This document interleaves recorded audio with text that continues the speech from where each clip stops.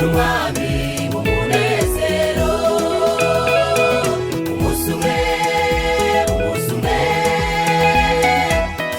uzasezera iyi si mbi, tuzaja kwibanira n'umwami w'umunezero. Ingero nzaririmba uyu munsi udasanzwe, nzaririmba nzacuranga ncurangire Yesu wapfiriye. Ingero nzaririmba uyu munsi udasanzwe,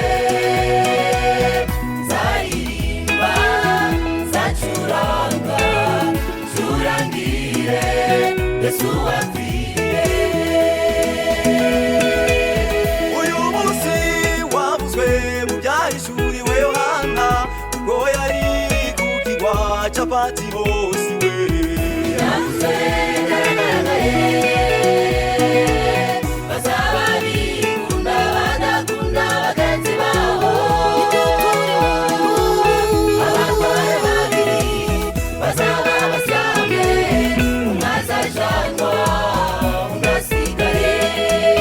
Uyu munsi wavuzwe mu byahishuriwe Yohana, ubwo yari ku kigwa cya Patimosi we. Yavuzwe byaragaragaye, bazaba bikunda badakunda bagenzi babo. Abagore babiri bazaba baryamye, umwe azajanwa undi asigare. N'ingero nzaririmba uyu munsi udasanzwe, nzaririmba nzacuranga ncurangire Yesu wapfiriye. N'ingero nzaririmba uyu munsi udasanzwe,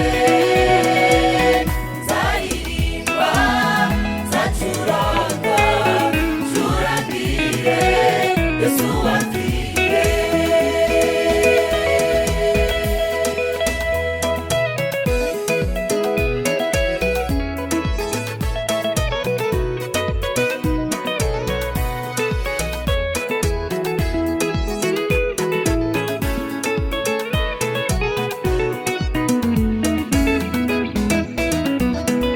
Mw'ijuru, iyo mw'ijuru tuzabona ibitangaza, tuzabonayo abantu twabuze tukiri mw'isi.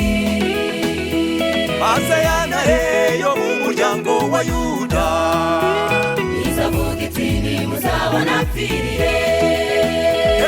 abandi baganuzwe n'abagore bo mu isi.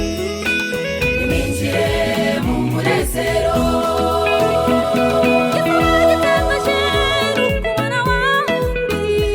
Wahora gucira imanza, wahora azajayo ukamubonayo. Reka guca imanza, ijuru zidakanwa. N'ingero nzaririmba uyu munsi udasanzwe,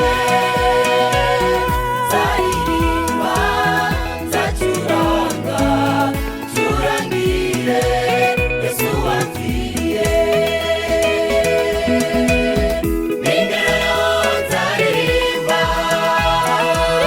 uyu munsi udasanzwe,